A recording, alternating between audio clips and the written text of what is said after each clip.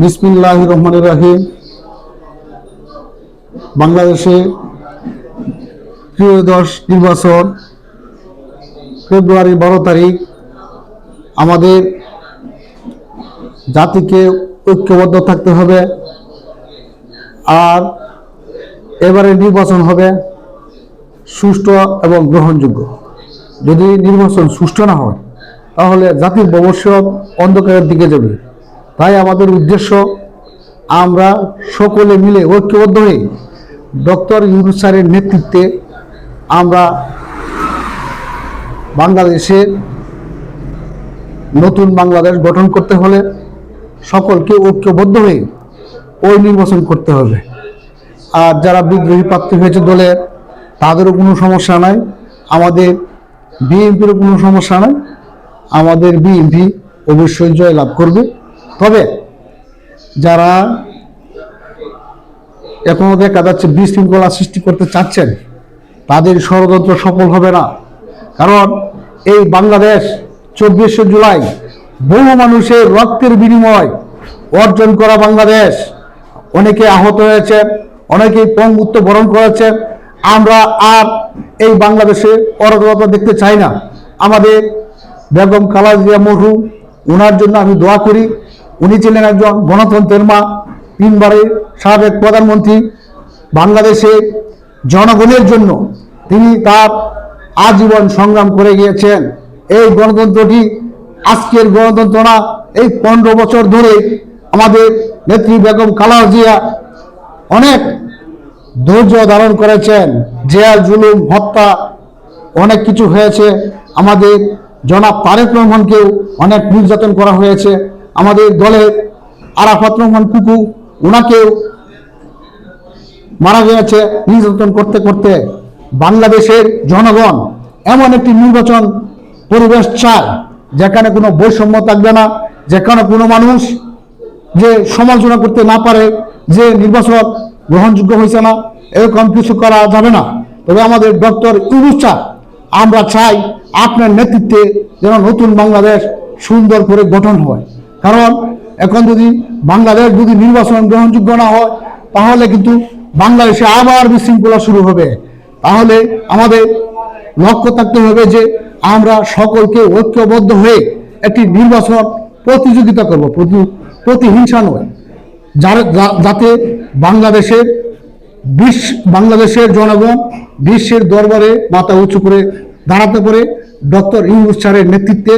এবং আমাদের নেতা জনাব তারেক রহমান, উনি বাংলাদেশের মধ্যে যে বক্তব্য দিয়েছেন, ওনাকে আমার দৃষ্টিতে মনে হয় বিশ্বের মধ্যে তিনি রাজনৈতিকভাবে 1 নম্বর বক্তা। কারণ দেখা যাচ্ছে ওনার প্রতিটি কথাই খুবই গুরুত্বপূর্ণ এবং বাংলাদেশের জনগণের উপকারের কথাই বলছেন। তাহলে আমাদের কি করতে হবে? ফেব্রুয়ারির 12 তারিখ আমাদের নির্বাচনটা যাতে গ্রহণযোগ্য হয় এবং তারুণ্যের প্রথম ভোট ধানের শীষে পক্ষে হোক। কারণ এখানে আরেকটা বিষয় আছে, হ্যাঁ না একটা ভোট আছে। বাংলাদেশে জনগণ যার যেখানে ভালো লাগে সেখানেই ভোট দিতে পারবে, কিন্তু যে চাইবে হ্যাঁ ভোট দিতে পারবে, যে চাইবে না ভোট দিতে পারবে। এখন দেখা যাচ্ছে বিদেশে কিন্তু অলরেডি ভোট মোটামুটি নেওয়া হইতেছে এবং দেশেও বাংলাদেশেও কারাগারে পর্যন্ত ভোট নেওয়া হইতেছে। এটা আপনারা মনে রাখবেন, এই নির্বাচনটা কিন্তু একটা কঠিন নির্বাচন। আপনি মনে করছেন ভোট না দিলে কেন যাইতাম না, ভোট দিতাম না, কিন্তু আপনি কঠিন বিপদে পড়ে যাবেন। কেন পড়বেন জানেন? আপনি দেশের শত্রু হয়ে দাঁড়াবেন। কারণ 15 বছরের ভিতরে কিন্তু কোনো নির্বাচন নাই। যারা চেষ্টা করতেছে নির্বাচন বানচাল করতে, তাদের কিন্তু আরো কঠোর হস্তে দমন করা হবে। আর যারা কোনো ষড়যন্ত্র করছেন তারা সোজা হয়ে যান, সোজা হয়ে যে কেন্দ্রে ভোট দেন, আপনার পছন্দ প্রার্থীকে ভোট দেন। আপনি যদি আপনার পছন্দ প্রার্থী পছন্দ করতে না পারেন তাইলে তো এটা হইল না। এখানে দেখা যাচ্ছে বিভিন্ন দল আছে, আপনি যে দলকে মন চায় সেই দলই ভোট দিতে পারবে।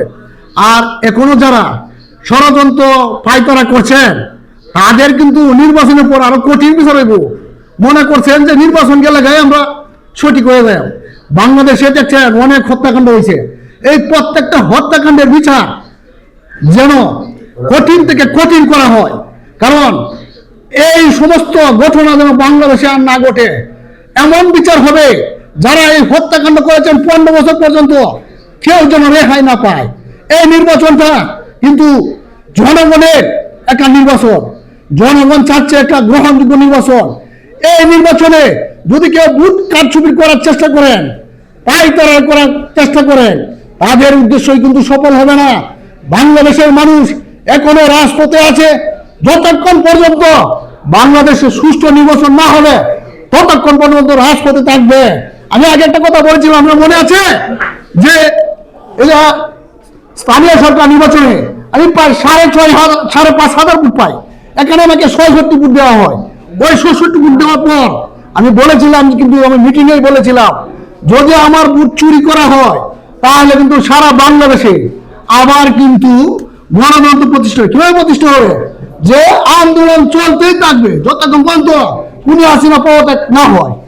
এরপরে আপনারা দেখেছেন যে ময়মনসিংহ টাউন হলে কিন্তু আমার উদ্দেশ্য কিন্তু আমি সফল করেছি। কিভাবে সফল করেছি? যে আমার ভোট চুরির জন্য আমি ময়মনসিংহ টাউন হলে বক্তব্য রাখেছি 4 তারিখে। 5 তারিখ কিন্তু আমি ঘোষণা দিয়েছিলাম যে 5 তারিখে গণভবন করা হবে। আরো একটা জিনিস আমি বলে দেই, অনেকেই লুকোচুরি খেলছেন। কে প্রথম ঘোষণা দিয়েছে তার নাম এখন আপনারা বলেন নাই, কিন্তু বলতেছেন কেন ছাত্রদের নাম।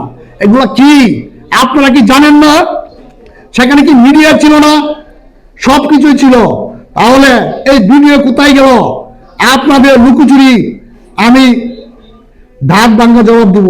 কারণ আপনারা প্রকাশ্যে হাজার হাজার মানুষের সামনে আমি 4 তারিখ ঘোষণা দিয়েছিলাম যে 5 তারিখে আমরা গণভবন ঘেরাও করব। তাহলে ওই বক্তব্যটা কোথায় গেল? আপনারা আরেকটি কথা বলতেছি, যারা নির্বাচন বানচাল করার চেষ্টা করবেন তাদের অবস্থা পরিণতি ভয়াবহ হবে। এখন কিছু কালকের আগের দিন দেখলাম মাস্টার আন্দোলন করছে বেতন বাড়াইতো। এখন কিন্তু বেতন বাড়ানোর সময় না, এখন মনোরম পরিবেশ রাখতে হবে নির্বাচন সুষ্ঠু হওয়ার জন্য। আর যারা মনে করছেন যে দখলবাজি করবেন, যে আমরা কেন্দ্র দখল নিয়ে নিব, এগুলাও সম্ভব হবে না। আমাদের সেনাবাহিনী স্বতঃস্ফূর্তভাবে সজাগ আছে। সজাগ থাকার কারণ একটাই, বাংলাদেশের জনগণ এই 15 বছর আন্দোলন করেছে শুধু একটা নিরপেক্ষ এবং সুষ্ঠু নির্বাচনের জন্য। এইখানে যারা ব্যত্যাঘাত ঘটাবে তাদের উদ্দেশ্য আরো কঠিন হয়ে দাঁড়াবে। আমি হারুন বেঁচে আছি।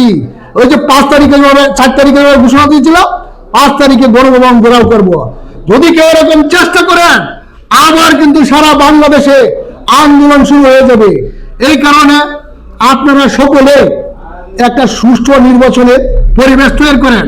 জামাত যারা আছেন তাদের উদ্দেশ্য সফল হবে না। দেখা যাচ্ছে বিভিন্ন জায়গায় আমরা মিডিয়া দেখি যে বই বাড়িতে নিয়ে বসে আছে, বই কাটিয়ে বুট কেন্দ্র দিয়ে দিবেন, কিন্তু এইগুলা কাজ কোনোতেই আশা করলে লাভ নাই। বাংলাদেশের জনগণ আন্দোলন করতে করতে হাজার হাজার মানুষ জীবন দিয়েছে রাজপথে লড়াই করে। কেউ যদি চেষ্টা করেন এইরকম একটা কিছু করবেন, তাদের কিন্তু 12 তারিখের পরে দাঁত ভাঙ্গা জবাব দেওয়া হবে। তবে দেশের মানুষ এখন একটু মনোরম পরিবেশে আছে। আর যারা ষড়যন্ত্র করতেছেন ভোট কেন্দ্রে যাওয়ার দরকার নাই, তাদের পিছনে কিন্তু আর কঠিন হবে। কারণ এরাই কিন্তু বাংলাদেশের ষড়যন্ত্রকারীরা চেষ্টা করবে যে ভোট কেন্দ্রে যাওয়ার দরকার নাই। কিন্তু আমরা যে ভোট দিব এটা কিন্তু একটা লিস্ট থাকবে।